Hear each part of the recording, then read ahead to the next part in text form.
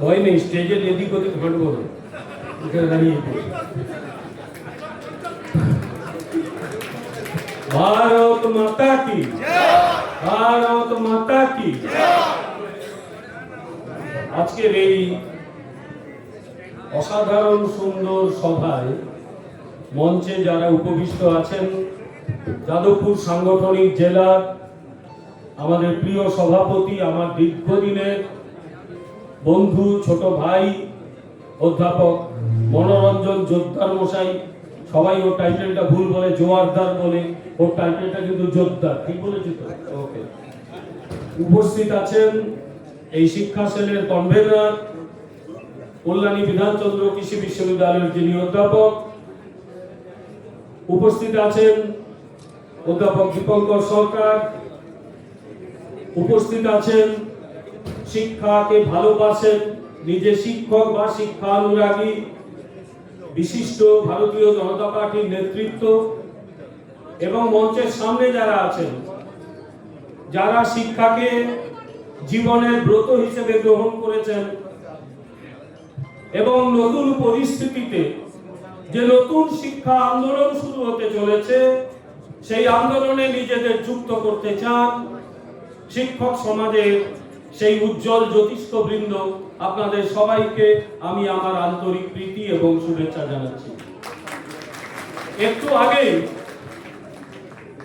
একটা 5 বছরের আগের কথা একজন মনে করিয়ে দিলেন। এই বারুইপুরে শিক্ষকদের একটা সভা হয়েছিল, সেখানে 140 জন উপস্থিত ছিলেন। তো আমার মনে পড়লো, আমি বলেছিলাম ভারতীয় জনতা পার্টি যেদিন জিতবে সেদিন 140টা 1400 হবে। আমার ধারণা আজকে 1400 পেরিয়ে গেছে। এবং আজকে আমি বলে দিয়ে যাচ্ছি, 2-3টে বছর অপেক্ষা করুন, আর এরকম বদ্ধ ঘরে সভা করার প্রয়োজন হবে না, বাইরে সভা করতে হবে। এত মানুষ আসবে এবং এত মানুষ যুক্ত হবে, এটা হবে। তার মানে এই নয় যে আমি জ্যোতিষ চর্চা করি, তা নয়। আমি রাষ্ট্রবিজ্ঞানের চর্চা করি, সেটা নিয়ে গত 38 বছর অধ্যাপনা করি, রাজনীতির বিশ্লেষণ করি, রাজনীতির গতি প্রকৃতি সামান্য হলেও আমি বুঝতে পারি। ফলে সেই হিসেবে আমি বলছি, রাজনীতির গতি প্রকৃতি যেদিকে যাচ্ছে তাতে আগামী দিনে গোটা সমাজ ব্যবস্থাকে এই আমাদের মতো সাধারণ শিক্ষকদেরই ধরে রাখতে হবে, কারণ তা নইলে রাজনীতিকে কিন্তু আমরা সামনের দিকে নিয়ে যেতে পারবো না। আমাদের প্রয়োজন শুধু শিক্ষা সংস্কার নয়, সমাজ সংস্কার এবং রাজনীতিরও সংস্কার, যাতে একটা সুন্দর রাজনীতি, সুন্দর সমাজ আমরা সবাইকে উপহার দিতে পারি।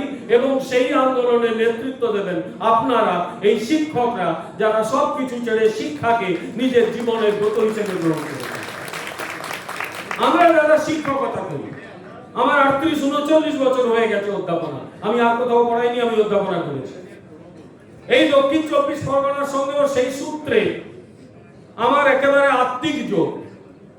2010 সালে ঠিক হয়েছিল যে দক্ষিণ 24 পরগনায় একটি মেয়েদের বিশ্ববিদ্যালয় তৈরি হবে। সেই অনুযায়ী ডায়মন্ড হারবার ফকিরচাঁদ কলেজের পাশে সেই কলেজের একটি হস্টেল বিল্ডিং নিয়ে শুরু হয়েছিল ডায়মন্ড হারবার মহিলা বিশ্ববিদ্যালয়।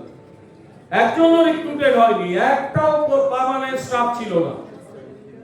আমাকে দায়িত্ব দেওয়া হলো, অনুরোধ করা হলো যে আপনি অন্তত পলিটিক্যাল সায়েন্স ডিপার্টমেন্টটা একটু দেখুন। নিজের অধ্যাপনার কাজ না ছেড়ে নিজের কাজটা করে আমি কিন্তু সপ্তাহে 1বার বা 2বার ছুটি নিয়ে, কখনো 2বার সেখানে আসতাম এবং ছাত্রীদের যাতে ঠিকঠাক পড়ানো এবং তাদের অন্যান্য বিষয়গুলো হয় সেটা লক্ষ্য করতাম। কারা ক্লাস নেবেন, বিভিন্ন কলেজ বিশ্ববিদ্যালয় থেকে গেস্ট ফ্যাকাল্টি নিয়ে আসা, পরীক্ষা, কোশ্চেন করা, সবকিছু অন্তত 2-3 বছর নিজের হাতে করতাম, আরো কয়েকজন অধ্যাপক অধ্যাপিকাকে নিয়ে। তারপর ধীরে ধীরে ওদের নতুন শিক্ষক নিযুক্ত হয়েছেন। ফলে এখন ডায়মন্ড হারবার মহিলা বিশ্ববিদ্যালয় দাঁড়িয়ে গেছে, including the department of political science. কিন্তু আমার তখন থেকেই 2019-20 সাল পর্যন্ত সেই বিশ্ববিদ্যালয়ে অধ্যাপনা করার সুযোগ ঘটেছে। ফলে আমি এই দক্ষিণ 24 পরগনার শিক্ষা চিত্রটাকে জানি, খুব ভালোভাবে জানি। আমি জানি যে এখানে অলিতে গলিতে, এমনকি সুন্দরবনের প্রত্যন্ত অঞ্চলেও যদি সাগর দ্বীপেও যান, বহু বাড়িতে একটা ছাড়া একটা বাড়িতে একজন শিক্ষক পাবেন আপনি। ফলে এইরকম একটি জেলা যখন শুনি পিছিয়ে আছে, নারী পাচার বেড়ে গেছে, তখন সত্যি কষ্ট হয় যে এই জেলা এবং পশ্চিমবঙ্গের অন্যান্য সব জেলায় উন্নতির কতটা সম্ভাবনা ছিল এবং কিভাবে প্রথমে 34 বছর, তারপর 15 বছর সেই সম্ভাবনাকে গলা টিপে মেরে ফেলা হয়েছে। এবার কিন্তু তাকে বাঁচিয়ে তোলার পালা, এবং সেটা করবেন আপনারা, সেটা করব আমরা, কারণ তা নইলে সমাজ ব্যবস্থা কিন্তু নিশ্চিন্ন হয়ে যায়। খারাপ লাগে যখন দেখি শিক্ষক পদও বিক্রি হয়ে যায়। দেখুন, আমি বাম আমলে চাকরি পেয়েছি। অনেকে বলে আপনি তো বাম আমলে পেয়েছেন, তাহলে ভালো করে গল্পগুলো শুনে রাখুন। বাম আমলে রিক্রুটমেন্টে কি কাণ্ড কারখানা হতো। বামেদের তো মাথায় বুদ্ধিটা ছিল, সেই জন্য ইনিশিয়ালি গোলমালটা পাকাতো না, উপরের দিকে যারা আছে চাকরিটা দিয়ে দিত, তারপরেই ওদের খেলটা শুরু হতো। আমি জানি ওই খেলটা কিরকম খেলতো। কলেজ সার্ভিস কমিশনের প্যানেলে আমি 1 নম্বরে, আমাকে হাওড়ার একটি কলেজে লিয়েন ভ্যাকেন্সিতে দেওয়া হলো। তো ওই সময় কিন্তু নিজে ঠিক করে নেওয়া যেত না, যেখানে পাঠাবে সেইখানে যেতে হবে। নিজে পছন্দের সুযোগ অনেক পরে এসছে, ভেরি রিসেন্টলি। আমাকে পাঠানো হলো হাওড়ার একটি কলেজে একটি 3 বছরের লিয়েন ভ্যাকেন্সিতে, আর একদম নিচের দিকে সে কলকাতার নামকরা কলেজে পেল।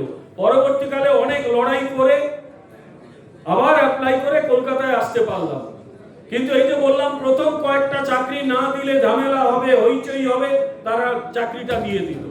যেরকম অধ্যাপনার কাজ করে যখন প্রথম খাতা দেখতাম, একজন নেতা বলেছিলেন, বাবা খাতার সামনেটা যেন ঠিক থাকে, বাঁদিকে ডান দিকে, বাঁদিকে নম্বর, বাঁদিকে কোশ্চেন নম্বর, ডান দিকে তুমি যা মার্কস দিচ্ছ সেইটা ঠিক করে যোগটা ঠিক রাখবে, পরে তো লোকে খাতা উল্টাবে। বামেদের আমলে খাতার সামনেটা একদম ঠিকঠাক থাকতো। প্রতি বছর কলেজ সার্ভিস কমিশন, 2-3 বছর অন্তর অন্তর, প্রতি বছর স্কুল সার্ভিস কমিশন, কিন্তু কোন জাদু মন্ত্র বলে পার্টির নেতারাই চাকরিটা পেয়ে যেত। কিন্তু হ্যাঁ, ভালো ছেলেমেয়েরা উপরের দিকে থাকলে খুব একটা ঘাটাতো না। তারপরে 15 বছর ওই একটা গান শুনেছিলাম না, রুপিয়া ফিকো তামাশা দেখো, ওদের সেই আগে পয়সা দেয় তারপর চাকরিটুকু নিয়ে যায়। কে ভালো কে মন্দ ওগুলো বিচার করার দরকার নেই। আসলে আগের 34 বছর একদম ধূর্ত নিয়ন্ত্রণ করত এবং তারপর মূর্খরা নিয়ন্ত্রণ করত। সেই সমাজ ব্যবস্থাকে ওরা কিন্তু নিশ্চিহ্ন করে নিয়ে গেছে। এবার আমাদের লক্ষ্য সেটাকে তুলে ধরা, যাতে আগামী দিনে পশ্চিমবঙ্গের শিক্ষা চিত্র কিন্তু আবার উপরের দিকে যায়। আগে ভারতবর্ষের মানুষ কি জানতো আমাদের, কিভাবে এই বাঙালিকে? অধ্যাপক। বাঙালি অধ্যাপকরা বিভিন্ন বিশ্ববিদ্যালয়ে অধ্যাপনা করতেন, তাদের দেখে মানুষ মাথা নত করতো। সত্যি বাঙালি মানে অধ্যাপকের জাত। আইনজীবী সকলেই জানেন, নেতাজি সুভাষচন্দ্র বসু কিন্তু এই জেলারই তো মানুষ বেসিক্যালি। তার বাবা কটকে আইন ব্যবসা করতেন। এরকম অনেকেই আছেন, লখনৌতে, এলাহাবাদে, কটকে, দিল্লিতে বাঙালি আইনজীবীদের রমরমা ছিল। মানুষ আইনজীবী বলতে বলতে কোনো বাঙালি আইনজীবী আছে তার কাছে যাবো। ইঞ্জিনিয়ার বাঙালি, ডাক্তার বাঙালি। এখন আমরা পরিযায়ী শ্রমিক সাপ্লাই করি। এখন মানুষ আমাদের ছেড়ে পরিযায়ী শ্রমিকের সাপ্লায়ার হিসেবে। আমার মনে আছে কয়েক বছর আগে একটা কনফারেন্সে গিয়েছিলাম, ত্রিবান্দ্রম বা তিরুবনন্তপুরম। একটা পাড়ায় বাংলা কথা শুনে আমি একটু ঘাবড়ে গেলাম, এখানে বাংলা করতে গিয়ে এলো। পরে দেখলাম সেখানে বহু মানুষ বাংলায় কথা বলে, 2-1টা দোকানে সাইনবোর্ড বাংলায়, সেখানে অনেকে থাকে এবং ওখানকার যে ঘরবাড়ি হয় সেই ঘরবাড়িতে তারা মিস্ত্রির কাজ করে। মুর্শিদাবাদের একটা বড় অংশ আমি নিজে দেখেছি। যখন উত্তরপ্রদেশের একাধিক জায়গায় গেছি, রিক্সা চালায় মুর্শিদাবাদের মানুষজন। বিশেষত বারাণসী যাবেন, দেখবেন অনেক রিক্সা চালক তারা বাংলা থেকে গেছে। পুরীতে যাবেন, মেদিনীপুর বাঁকুড়ার অনেক মানুষকে পাবেন পুরীতে রিক্সা চালায়। যে কমিউনিটি, যে সম্প্রদায়, যে জনগোষ্ঠী একসময় ডাক্তার, ইঞ্জিনিয়ার, অধ্যাপক তারা পাঠাতো, তারা পরিযায়ী শ্রমিক রিক্সাওয়ালা পাঠায়। আমি বলছি না পরিযায়ী শ্রমিক খারাপ, রিক্সা চালানো খারাপ, তারা খেটে খায়, আমাদের তাতে কোনো আপত্তি নেই। কিন্তু আমরা যদি 1000 অধ্যাপক বা 1000 ডাক্তার পাঠাতে পারতাম, যে জায়গা ছিল সেটা ফেরত পেতাম, আবার সেটা ফিরিয়ে আনার দায় আমাদের। একের পর এক স্কুল বন্ধ হয়ে গেছে, একের পরে গত কয়েক বছরে 8,500 9,000 স্কুল তালা লেগে গেছে। কলকাতার উপরে অধিকাংশ বাংলা মাধ্যম স্কুল বন্ধ হয়ে গেছে। কলেজগুলোতে পার্থক্যটা দেখবেন। এবার এই কলেজে ভর্তির হিসেব নিচ্ছিলাম, গতবারে অনার্সে 3 জন 4 জন ভর্তি হয়েছিল, কেউ থাকেনি। এবারে ইতিমধ্যেই প্রায় সিট ফিল আপ হয়ে গেছে, আবার ভর্তির কিন্তু চাহিদা বাড়ছে।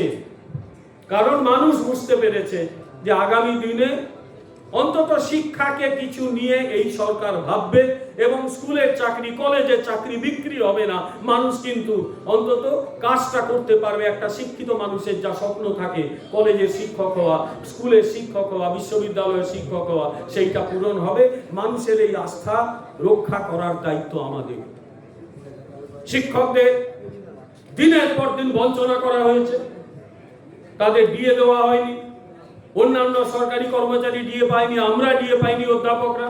আমার এক বন্ধু দিল্লি বিশ্ববিদ্যালয়ের অধীনে একটা কলেজে চাকরি করে, আমার চেয়ে মাসে 81,000 টাকা বেশি বেতন পায়।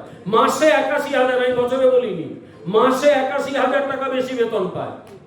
তাদের যা ডিএ এবং তার যা সিটি অ্যালাউন্স পায়, আমি যা বেতন পাই তার চেয়ে তার বেতন 81,000 টাকা বেশি। আচ্ছা ভেবে দেখুন তো, আমি আমার ছেলেকে বলতে পারবো যেখানে চাকরি করুন, আমি তাকে বলবো চলে যায়, ব্যাঙ্গালোর চলে যা বা দিল্লি চলে যা, সেখানে মাইনেটা বেশি। ফলে সব দিক দিয়ে এই রাজ্যকে উন্নতি করার দায়িত্ব কিন্তু এখন আমাদের উপর চেপেছে। কিন্তু যেহেতু একটা গুরুত্বপূর্ণ জায়গায় আমি আছি সাংগঠনিকভাবে, আমরা তো জানি, দেখতে পাচ্ছি যেখানে হাত দেওয়া হচ্ছে সেখান থেকে যেন পচা দুর্গন্ধ বেরোচ্ছে। একটা সরকার এইভাবে একটা সমাজকে পচিয়ে দিয়ে যেতে পারে, সেটা না দেখলে কিন্তু বিশ্বাস করা যায় না। পচনের কাজ প্রথম ওই বামপন্থীগুলো শুরু করেছিল, সমাপ্তি এরা করে দিয়ে গেছে। আবার এই ধ্বংসস্তূপের ওপর গড়ার কাজটা কিন্তু আমরা শুরু করেছি। আমরা অত্যন্ত আনন্দিত যে বর্তমান সরকার কিছুটা অনেকটাই শিক্ষার কথা ভেবেছেন। এবারে বাজেটে তার কিন্তু রিফ্লেকশন আছে, যে 1 লক্ষ নিয়োগের সিদ্ধান্ত নেওয়া হয়েছে, তার 50,000 কিন্তু শিক্ষা ক্ষেত্রেই হবে। এবং আমি আশা করব যে আগামী দিনে এই নিয়োগের পরিমাণটা বাড়বে, কারণ নিয়োগ করলে মানুষকে টাকা দিতে হবে। এবং আপনারা জানেন যে ডিএ হার অনেকটা বেড়ে গেছে, ফলে প্রত্যেকের বেতনের একটা বিরাট জাম্প ঘটেছে। আগামী দিনে আরো জাম্প ঘটবে, কিন্তু তার সঙ্গে সরকারের আয় তো বাড়াতে হবে। আশা করা যায় যে ক্রাইসিসটা আছে, আগামী 1-2 বছরের মধ্যে সেটাকে ম্যানেজ করে আনতে পারবে সরকার। এবারের বাজেটে দেখবেন ডেফিসিট ফিনান্সিং থেকে শুরু করে লোনের যে অ্যামাউন্ট, সেগুলো আস্তে আস্তে ডিক্লাইনের দিকে যাচ্ছে। অর্থাৎ আমরা একটু ভালো পজিশনে উঠছি। আমি আশা করব 2 থেকে 3 বছরের মধ্যে পরিস্থিতি আমরা অন্তত সামলে নিতে পারবো। ফলে আগামী দিনে শিক্ষাকে কেন্দ্র করে কিন্তু পশ্চিম বাংলা আবার ঘুরে দাঁড়াবে, এবং সেক্ষেত্রে আপনাদের প্রত্যেককে নেতৃত্ব দিতে হবে। তাই এগুলো করতে গেলে সিলেবাসটাকে ঢেলে সাজানোর দরকার। এবং আমি যতটুকু খবর রাখি, সরকার খুব সিরিয়াসলি এটা নিয়ে ভাবছেন যে সিলেবাসটাকে যাতে আধুনিক করা যায় এবং সিলেবাসের ভারতীয়করণ হয়। রামধনুকে রংধনু করার দরকার ছিল না, আমরা তো বরাবর রামধনুই বলে, কিচ্ছু দরকার ছিল না। যারা করেছিল তাদের মাথায় শিক্ষা ছিল না, তাদের মাথায় ছিল ভোট। আমাদের মাথায় শিক্ষা আছে, আমরা জানি যে ভোট এমনি মানুষ দেবে, আমি যদি মানুষের পাশে যেতে পারি। দেখুন এবারে ইলেকশনের আগে বহু জায়গায় আমাকে দেখেন, আপনারা সন্ধ্যেবেলা টেলিভিশন চ্যানেলে যাই, প্রোগ্রাম করি। এখন অনেক কমিয়ে দিয়েছি, মাঝে মাঝে 1-2 যাই, ওরা যখন না ছাড়ে নেয়া। বারবার একটা কথা আমাদের বলা হতো, আপনাদের সংগঠন কোথায়, জিতবেন কি করে? আমি বললাম দেখুন, উত্তর একটাই দিতাম, যে দেখুন 1977 সালে আমার বয়স তখন অনেক কম, কিন্তু আমার মনে রাখার মতো বয়স হয়েছে। আমি 77 দেখেছি। জনতা পার্টি বলে সরকারটিকে খায় না মাথায় দেয়, কেউ জানতো না। তার সংগঠন তো দূরের কথা, তার প্রতীক চিহ্নটাই লোকে জানতো না। আর তখন ওই টেলিভিশনের যুগ আসেনি, 3-4টে গ্রামে একটা টেলিভিশন সেট থাকতো, খেলা টেলা হলে আমরা দেখতে যেতাম। সে বহু দূরে ওই এই বিল্ডিং এর একদম শেষে হয়তো টেলিভিশন থাকতো, এখান থেকে দেখতাম কিছু একটা নড়ছে, ওটাই আমাদের টেলিভিশন দেখা, খেলা দেখা। তখন ফোন তো দূরের কথা, মোবাইল দূরের কথা, বাড়ি বাড়ি ল্যান্ডলাইনও ছিল না। সেই মানুষগুলো কি করে হারিয়ে দিয়েছিল কংগ্রেসকে? কোথায় ছিল সংগঠন? তাই সংগঠন ছাড়া ভোট হয়, মানুষকে ভোটের সুযোগ করে দিতে হবে। আমি 2011 আপনারা প্রায় সকলে দেখেছেন, আমিও দেখেছি। কোন সংগঠনটি ছিল যে দলটা জিতেছিল? 2009 যখন প্রথম লোকসভায় জিতলো, তার হয় কটা লোক কাজ করতো। জেতার পরে আস্তে আস্তে সংগঠন বাড়াতে শুরু করলো এবং তাতে যা ঘটলো, সব জায়গা থেকে যত রকম চোর জোচ্চোরগুলো সেই সংগঠনে গিয়ে ঢুকে গেল। এখন সমস্যা আমাদের হচ্ছে, বহু জায়গায় শুনতে পাই যে 2026-এর পরে তাদের টার্গেট এবারে বিজেপি। দয়া করে তাদের হাত থেকে একটু বাঁচতে হবে। চোরেদের যেন আমাদের এখানে না দেখি, যারা খারাপ লোক তারা যেন এখানে না থাকে, যারা অপরের সঙ্গে অন্যায় করেছে তারা যেন না থাকে। বাকি যে মানুষগুলো শিক্ষাকে ভালোবাসে, যে মানুষগুলো এই উন্নত পশ্চিমবঙ্গের জন্য কাজ করতে চায়, তারাই থাকুক। বাকিদের সঙ্গে আমরা স্বাচ্ছন্দ্য বোধ করি না, আমরা আপনাদের সঙ্গে করি, কারণ আপনারা সৎ মানুষ। যারা অসৎ তারা যেন ধারে কাছে ঘেঁষতে দেবেন না, এটাই আপনাদের সকলের কাছে আমার অনুরোধ। এ নিয়ে প্রচুর বিতর্ক হচ্ছে, এইটা আপনারা প্রত্যেকে যদি এই নিয়মটা মেনে চলেন তাহলে কিন্তু আমরা ভালোভাবে এগিয়ে নিয়ে যেতে পারব। এবং আমি বলছি যে আমাদের দাবি দেওয়া থাকবে এবং সরকারের কাছে দাবি থাকবে। একজন শিক্ষক সর্বভারতীয় স্তরে বিভিন্ন রাজ্যে যে মাইনে পান, এখানেও সেই মাইনে দিতে হবে, এই দাবি তো আছে এবং আমরা জানি সরকার আমাদের দেবে ওটা।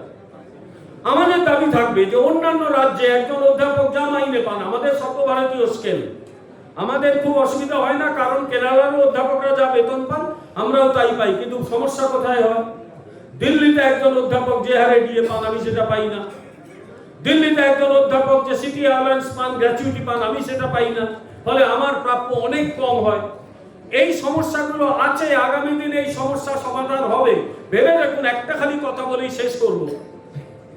আমাদের আগের পে স্কেলটা চালু হয়েছিল 2016 সালে, সর্বভারতীয় স্কেল, ইউজিসি স্কেল।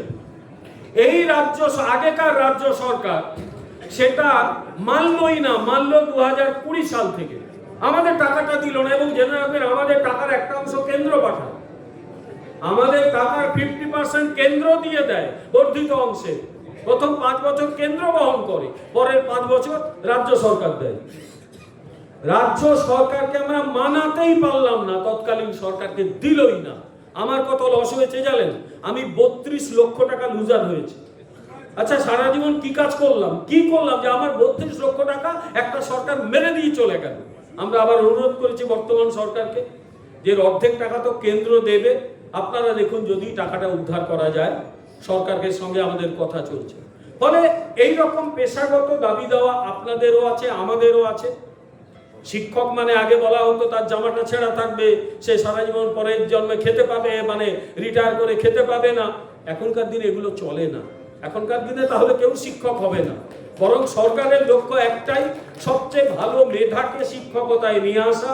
যার জন্যই একজন অর্ডিনারি গ্র্যাজুয়েট সে কিন্তু সরকারি অফিসার হতে পারে, সে আইএএস অফিসার হতে পারে, সে ডব্লিউবিসিএস অফিসার হতে পারে। তার সুনির্দিষ্ট নম্বর না পেলে সে একটা হাই স্কুলে শিক্ষক হতে পারবে না, সে কলেজ বিশ্ববিদ্যালয়ে অধ্যাপক হতে পারবে না। আমরা যদি মিনিমাম কোয়ালিফিকেশন আমাদের থাকে, আমাদের যদি কোয়ালিফিকেশন দেখে নেওয়া হয়, আমাদের যদি অল ইন্ডিয়া পরীক্ষা দিতে হয় বা রাজ্য স্তরে পরীক্ষা দিয়ে চাকরি পেতে হয়, তাহলে তো আমাদের সেই দাবিটুকু থাকবে সরকারের কাছে যে আমাদের মাইনেটা দেওয়া হোক, যাতে একটা ডিসেন্ট লিভিং আমাদের হয়। তো আগেকার সরকার শিক্ষককে শিক্ষক ভাবতো না। তারা কি ভাবতো আমি জানি না, কারণ একদল মস্তিষ্ক বিকৃত লোকের নিয়ে আর কথা বলতে চাই না। ওরা স্মৃতির বাইরে চলে যাক, ওদের নিয়ে কথা বললেই হয়তো কখনো মনে হয় একটা অস্বস্তি হচ্ছে শুনে। ওই বিকৃত রুচির লোকগুলো আমাদের স্মৃতির বাইরে চলে যাক। আমরা চাই এই পশ্চিম বাংলাকে নতুন করে তৈরি করতে। এই দক্ষিণ 24 পরগনায় অজস্র অসুবিধে, ছেলে মেয়েদের স্কুলমুখী করা সেটা আপনাদের দায়িত্ব, প্রত্যেকে ঠিক সময়ে স্কুলে যাওয়া সেটা আপনাদের দায়িত্ব। এবং কিছু কিছু জায়গায় আমি খবর পাই এগুলো হয়, দেখবেন আপনারা যেন না ঘটে এগুলো। হেডমাস্টারের সঙ্গে শিক্ষকদের কোথাও কোথাও সমস্যা হচ্ছে, সে খবরগুলো পাই, দেখবেন সেগুলো যেন না হয়। কারণ প্রত্যেকে আমরা শিক্ষিত মানুষ, সেই লড়াই যদি স্কুলে বেঁধে যায়, একজন শিক্ষক বা শিক্ষিকা যদি অসম্মানিত হন বা কোথাও হেডমাস্টাররা যদি অসম্মানিত হন, তাহলে সেটা শিক্ষার পক্ষে ভালো হয় না। আমি দেখেছি অধিকাংশ ক্ষেত্রে সমস্যাটা মিটে যায় সবাই যদি জাস্ট দুপা করে পিছিয়ে আসে। সমস্যা হয় আমরা কেউ দুপা পেছোতে চাই না, সবাই দাঁড়িয়ে পরস্পরের দিকে একদম ঘুষি বাগিয়ে রেডি হয়ে থাকি। সেইটা করার দরকার নেই। কেউ যেন অসম্মানিত না হয়, সরকারকে অপ্রয়োজনে যেন হস্তক্ষেপ করতে না হয়। নিজের মতো সমস্যাগুলো মিটিয়ে নিন। কোথাও আমার কানে খবর হলে আমি নেতৃত্বের কাছে জানাবো, যারা এখানে কাজ করছেন বলবো যে আপনারা এই জায়গায় যান, এই জায়গায় সমস্যার সমাধান করুন। আমার কাছে বহু মানুষ আসে, কারণ আমার সঙ্গে মিডিয়ার একটা যোগ আছে, রাজ্য মিডিয়া সেন্টার আমার হাতেই দেওয়া আছে। ফলে অজস্র হাজারো হাজারো ফোন কল আমি পাই, সেগুলো আমি পাঠিয়ে দেবো। আর সবচেয়ে বড় কথা হচ্ছে যে এই রাজ্যটাকে গড়ে তুলতে গেলে আগে শিক্ষাকে গড়ে তুলতে হবে। শিক্ষা না যদি গড়ে ওঠে তাহলে রাজ্য কিন্তু ভালো করা যাবে না। সুখের কথা, আমরা সামনের দিকে এগিয়ে চলেছি এবং সেক্ষেত্রে আপনাদের সহযোগিতা চাই। আমরা যারা চাকরিতে আছি, চাকরি দ্রুত ফুরিয়ে আসছে। আমি প্রায় 39 বছর অধ্যাপনা করে ফেলেছি। আপনাদের সামনে অনেক দিন এখনো চাকরি রয়েছে অনেকের সামনে। আমরা সবাই মিলে এই রাজ্যের শিক্ষা ব্যবস্থাটাকে গড়ে তুলব এবং আশা করব মানুষ আমাদের দেখে আগামীতে আরো মানুষ আমাদের সঙ্গে আসবে। সেই মানুষগুলো তারা কিন্তু শিক্ষার জন্য নিবেদিত প্রাণ হবে। তাই পরের আপনাদের এইরকম সভা এই হলে আর নয়, নিশ্চয়ই বাইরে হবে, এত মানুষ আসবে। সেই আশাটুকু রেখে আপনাদের সবাইকে আমার আন্তরিক প্রীতি এবং শুভেচ্ছা জানিয়ে আমার বক্তব্য শেষ করছি। নমস্কার, জয় হিন্দ, বন্দে মাতরম। ভারত মাতা কি, ভারত মাতা কি, ভারত মাতা কি। নমস্কার।